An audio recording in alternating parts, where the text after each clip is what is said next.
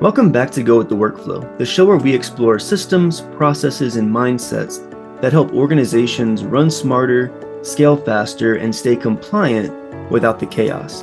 I'm your host, John Fontenot, and in today's episode, we're unpacking one of the most overlooked truths in business. Process is people. Because behind every great team, every seamless onboarding, every confident manager, there's a system quietly doing its job. And when those systems break, people feel it first.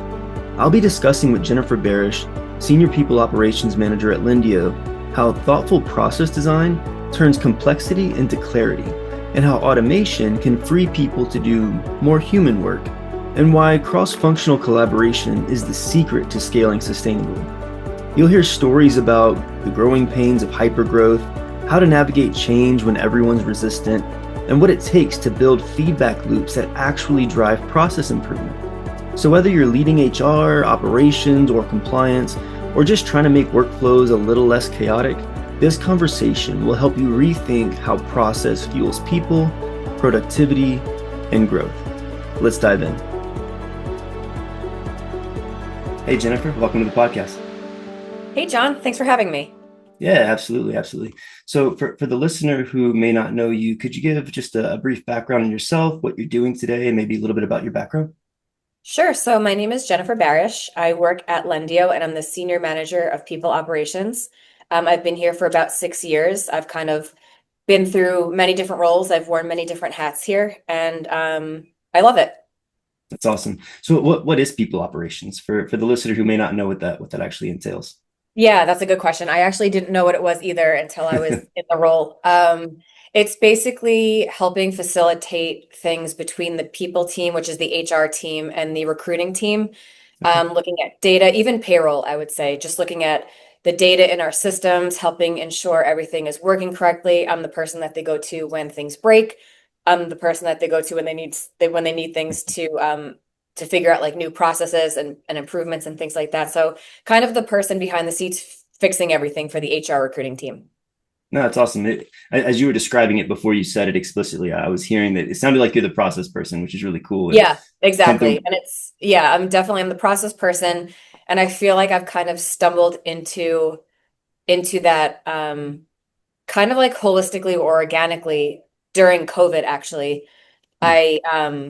I just kind of started really understanding that I love to fix things and like Hmm. I love things making sense and process flow and process improvement. I never knew I loved that until that time. It's kind of like I went through my whole life not knowing what I loved until I don't know, maybe like 2 or 3 years ago. So it was pretty cool. That's awesome. Kind of the same thing happened with me in product management. It's I was doing partnership management for Intel and kind of started working with product managers and kind of vicariously fell in love with it by watching and observing it. So Yeah. it's funny how careers kind of wind and turn that way. Yeah, it is. That's cool. So I want to get into process in a second, but like, how'd you get your start in HR, and like, how did your career evolve to this point today? It's actually kind of crazy. So I started here back in 2019 as the office manager. And then that was October. And then by like January, that's when COVID hit. So the company kind of shut down for a little while. Everyone was working Mhm. from home. And at first I was like, okay, like this isn't so bad. But then I started getting nervous because I was like, I don't have an office to manage. What's going to happen to my career? So I was reaching out to basically everyone. And I was basically brand new from October to January. You're not with a company very long. You haven't really proved yourself to anybody. And now I'm doing things behind the scenes at my house, trying to make sure people don't forget who I am, that people know my name. So I think I started helping out with I think it was like either product or like lender relations. I was helping behind the scenes doing like Facebook stuff, outreach to see if anyone from different states needed working capital or anything like that. And then when PPP hit, we were doing a ton of hiring. So the HR team actually they needed more hands on deck.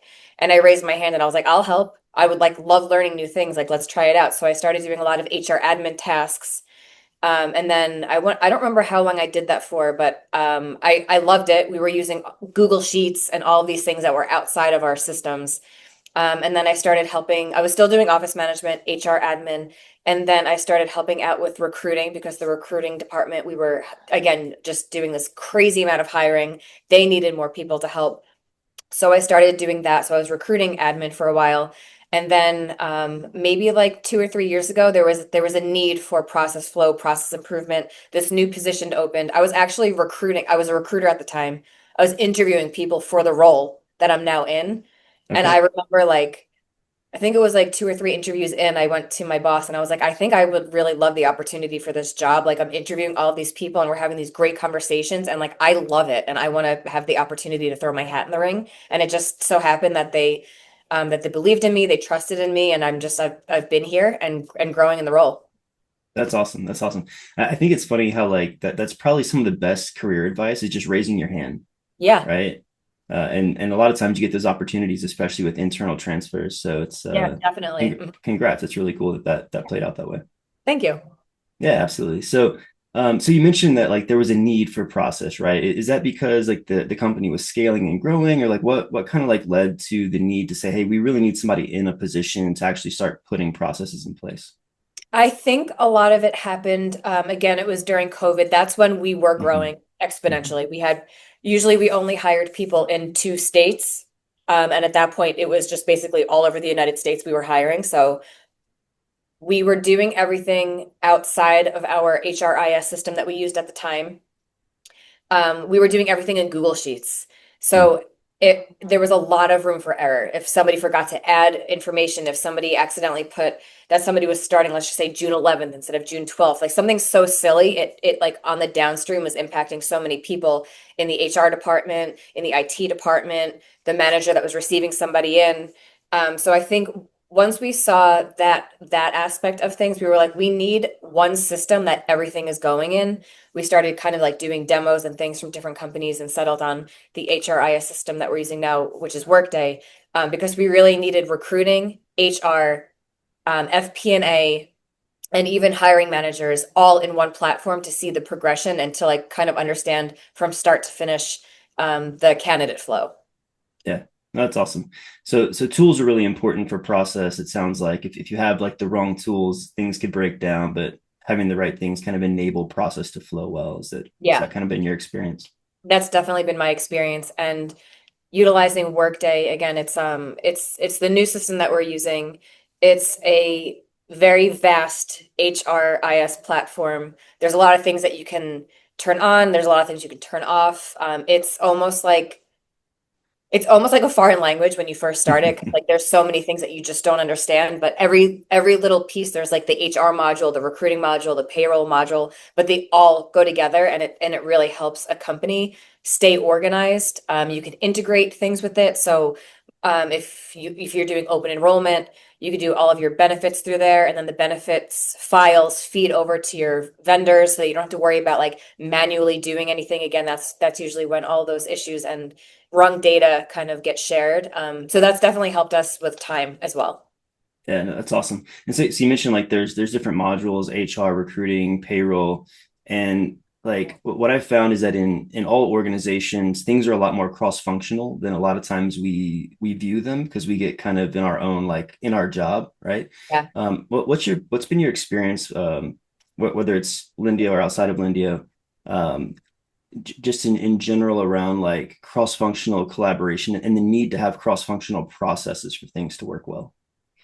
In my kind of like standpoint and viewpoint, I've just noticed it when, like you said, when you're so siloed and you're only just worrying about like what you're doing, sometimes you don't realize again like the downstream effects that you're having if you're not communicating. Like let's just say the and we've run into this before, and I think that's why it helps again using one system. But at a previous company that I was at, everyone was very separated so that when we were doing hiring, it wasn't necessarily we didn't need all the people that we were hiring. Hmm. And we only found that out once we like hired the people where finance was like, whoa, what are you doing? Like they were so disconnected, recruiting was disconnected, HR was disconnected. So it really is important to have a good process because you are like a behind the scenes kind of part of a company. And it's a very integral piece of the company because there's like sales and like all these other departments that are obviously, keeping the company moving and growing. But like the HR and like people ops and stuff like that, like you have to think of the entire company instead of just what you're doing your day in and day out.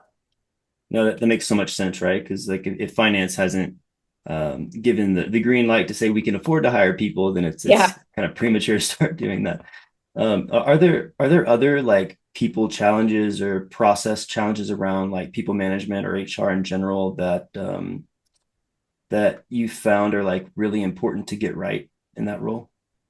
I think obviously it's always good to make sure that you have the budget, that you know what the budget's going to be, that there is some sort of forecast on how many people, let's just say you're hiring for the year, because again, that's the most important part because then recruiting knows how to kind of tackle their, days and weeks coming up. HR knows what to handle when these new people are like being onboarded and making sure that a candidate has the best experience possible. And that's also what it comes down to is you want to also think about a candidate experience from start to finish because then once they become a full-time employee or even a part-time employee or just in the organization itself, you want to make sure they had a good experience from like the very very beginning up until they start here, but then even moving forward. Yeah, I guess like that's just kind of how I would answer that question. Yeah, yeah, no, it makes sense. And like as an employee, I've had many different onboarding experiences, and some have been good, some have been bad. And I've had mixed feedback from peers who are like, "Man, I had a terrible onboarding experience at the same company where I had a good one." And Yeah. so it's always made me wonder, like the disconnect between, right? Like it feels like HR has their stuff together typically, right? And like there's kind of that first week, first couple weeks HR onboarding processes, but then sometimes that handoff to the functional role, things get a little bit scawampus, right? Yeah. So, um, and I'm not saying to like unpack any dirty laundry or anything like that, but like in your mind, why do you think some of that stuff breaks down, and what would you suggest for like functional leaders to make a better transition with the HR team? I think sometimes it happens just because you're only thinking about like the admin portion of a candidate's experience is just like entering their information, making sure they get their drug screening, make sure you get everything into their folder, but you want to make sure that you think of them as a human being as well to make Mhm. sure that they have that their handheld, they know who to reach out to from recruiting to HR to when they start here. One of the disconnects that we did find sometimes when people are onboarded is maybe sometimes we share too much information in new hire Hmm. orientation and it's so overwhelming. So we with the help of Workday at least in the business processes, we made sure that after the first day, the employee gets the new hire orientation um, slideshow. They get an email, basically kind of like summing up everything that was spoken about. And it's automation. So like I think that's what helps a candidate's experience too, is that sometimes like again, human beings, we all sometimes make mistakes, we all forget to do things. But with automations, it helps so much with not having to worry about like, oh, did you email Mike or did you make sure you messaged John? It just everything's automated. So making sure that when they even up to the point of like when you send the offer out, we have an automated text message that goes out just to make sure that the candidate knows like, hey, be on the lookout for this. When they do their drug and background screening, we're like, hey, again, it's an automation. Hey, everything has been done. You're good to go. You're good to start on Hmm. X day. When they come here, they do their new hire orientation. That later that day, they get the email saying like, thanks for starting like with us, and here's the information that you have and everything. And then when they go to the floor, we're starting to do like I guess it's like we're going to start doing micro meetings with managers just to ensure that they also know how to use the systems, know how to do time tracking, know how to approve time tracking, performance reviews, all of those things. Just making sure that you don't want to ever assume that people, especially let's just say like a brand new manager, you don't know if Hmm. they've ever managed somewhere else before. So you want to make sure that you're setting up almost like a toolkit so that they can't fail. Yeah, I love that. That's really cool. So it sounds like you were kind of on the ground floor of like realizing that as we're scaling, there's more people, more problems, right? So there needs Yeah. to be some process put in place. What were some of the challenges, whether it was like change management or just developing the processes in general? But as you were kind of getting things off the ground, what were some of the challenges that you were seeing with, implementing those processes? I would say specifically with Workday, just not really knowing how to build out the business process. Mm, It's a great tool.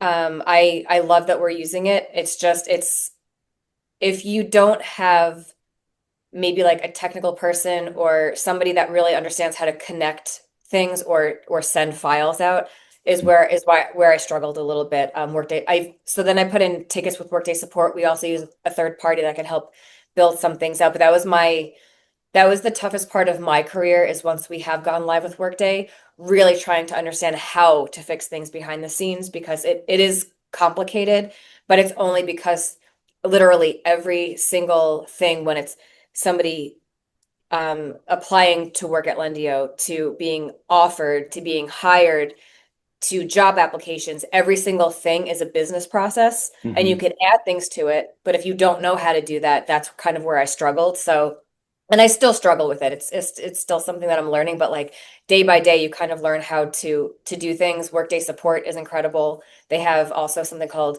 like the customer center, I think it's called, where you can kind of like see if anybody else is having the same issues that you are, see what kind of help articles there are. So there are those types of things, but it's just kind Mhm. of like understanding what we need and then kind of trying to figure out like okay like how do we put this in the system to kind of fix those like areas of that are not kind of working for us. Gotcha. It sounds like it was kind of a mix of like the complexity of the tool, like really powerful, but Yes. sometimes not the most intuitive. And then also like defining the process from scratch, right? Where Yeah. like what should the process be in general? Yeah, exactly. And sometimes you don't know what you don't know. Hmm. So you don't know what a candidate sometimes needs throughout their process. You don't know what an employee needs during their time here. And what's kind of helped with that too is sending out surveys all the way from, again, beginning as a candidate to when you are an employee, sending out surveys, being like, what can we do better? Where are we? Where is like the pitfalls? Where can we improve? Just kind of staying in touch again, human to human, like how can we be better and what can we do better? Yeah, no, I love that.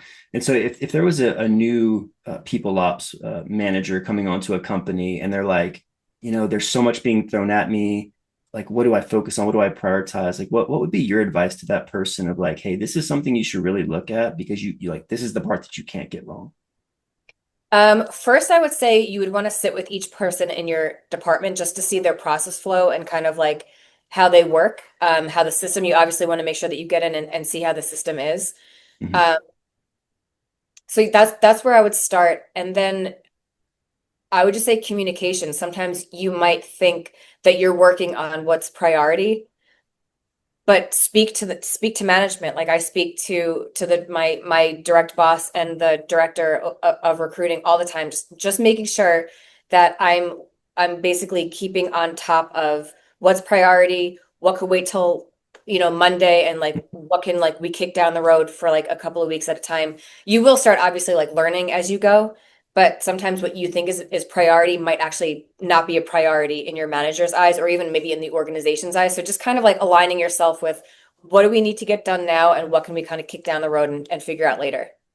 Yeah, I think that's fantastic advice and resonates a lot, right? Because like we can assume what the priorities are, but I think that open communication and collaborative work style to kind of test those assumptions of what might actually be important is Yeah. super valuable. But also like I think presents really well as like a team member, right? Like you come across better than just uh, running with something because you assumed it was the right thing to be doing. Yeah. Cool. So I got a couple more questions for you. One of them is like I think sometimes when employees hear new processes or we're going to be trying this new thing, right? Sometimes it could feel like flavor of the month. Sometimes it could feel overbearing. But as we described, process is important. So what would be like your advice or like how do you handle that in change management where you have to implement something, it's the right thing to do, like how do you communicate that to where it's well received by the organization? Yeah. Sometimes it's funny. There's people that can go with the flow, and then there's people that are very resistant to change. Hmm. It's definitely that's definitely even a hard question to answer because you can do all of the things right. You can put out like the PDFs. You can have in your town hall, you could be like, this is what we're doing and this is the why behind it. You could put it in Slack. You could put it in Microsoft Teams. Like you could talk about it until you're blue in the face. Sometimes people are not like, until they're in it, they don't really listen until they're in it. So it's almost like just keeping an open mind, keeping it in front of the employee's face, having them understand that it's a change that's going to help not only the company but the employee themselves, whether it's like a self-service area where you kind of ask it, especially with AI, you can like ask the Workday program a question about benefits and then kind of just like guide you to where you have to be. Um, and patience. I think you just have to have patience because I think really any organization that you go to, you're always gonna find like the same challenges or the same issues. But it's just kind of like my biggest thing is always just open communication. Even if we're having a hard time with something, even being open about that, like we're also kind of in the same like road that you guys are on, but we're all gonna do this together and it's gonna be good for the company and good for the organization and for the employees themselves. Makes sense. Have you found anything like tactically that helps kind of operationalize those new processes to where it's easier for the employees to adopt? Um, I mean, I think going from Paycom to Workday was definitely a change because Workday again is just there's just more to it. And again, like it connects so many interdepartments and like you can have dashboards and it's crazy. Can you just repeat that question again? I feel like I just started going off on a tangent. No, you're good. So like sometimes it's hard for like it. I think and just kind of I'll cut this out, but just like thinking through it as an employee, um, sometimes it's like, well, how does this impact me, right? As I'm thinking about process and like, what do I do with this because it's new, and so I was curious if there's anything you've seen that like helps employees better be able to like pick it up and run, right, or like kind of put it into practice. Yeah, so basically what I found, especially again with Workday when we were going live, a lot of communication well before we ever went live, because you want to make sure, especially with again, any company that you go to, you're hoping that every single employee is paying attention to the changes that are coming down the road. Not everyone is going to, but so that you want to get ahead of it again, like hanging up PDFs around the office, putting them on the TVs, talking about it in town hall, talking about it in Slack. But then even like going employee to employee, asking them if they have questions. I'm lucky in our New York office, we have about like 60 to 80 people here. I can walk around. I can see if someone has any questions or if they are struggling somewhere. Just this week, I sat with a new employee to help show them how to select their benefits. Yesterday, I sat with another newer employee. He's been here for about a month to show him where to go in the system, just to like find his pay slips and things like that. So I think also being somebody that's not always hiding behind a screen, making sure that you're Mhm. going around talking to people, and helping them that way. I love that. And so as you're kind of in your role and like new processes are in place and you're kind of helping people out, like how do you look for opportunities kind of in your day to day to uncover maybe areas for improvement or where maybe new process or maybe there wasn't process, but there needs to be one. Like how do you look for those opportunities? Are there certain like feedback loops or inputs that you're getting? Is it feedback from employees? Like how are you kind of discovering some of those things? So some of those things are actually discovered.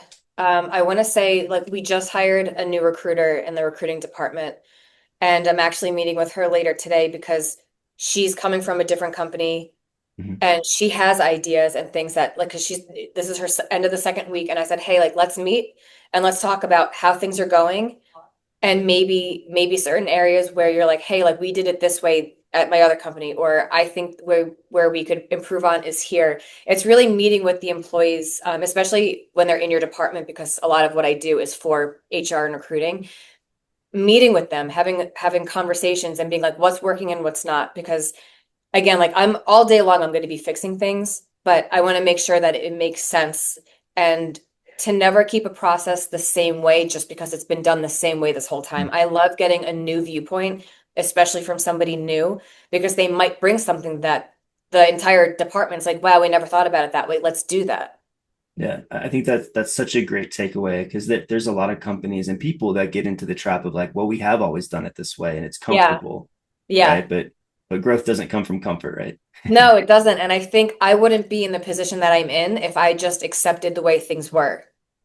Like I've Yeah. always been like that's good, but maybe we can do it this way, or like that's okay, but maybe we can do it better, especially when we were using Google Sheets and all these other things outside of a system. Like I'll never forget during COVID, I stayed up until like, I don't know, sometimes like 2 o'clock in the morning, just watching YouTube videos on how to automate Google Sheets. And like I didn't even know it was 2 o'clock in the morning because all of a sudden I realized like I love improving process flows. Like this is so much fun, even though I'm exhausted. No, that's awesome. And that's kind of my hot take about best practices, right? Because it's like best for who and best for how long and until Yeah, when, right? yeah.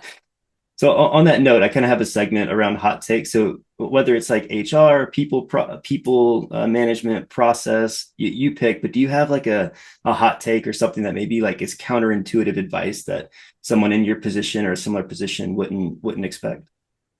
I think my hot take is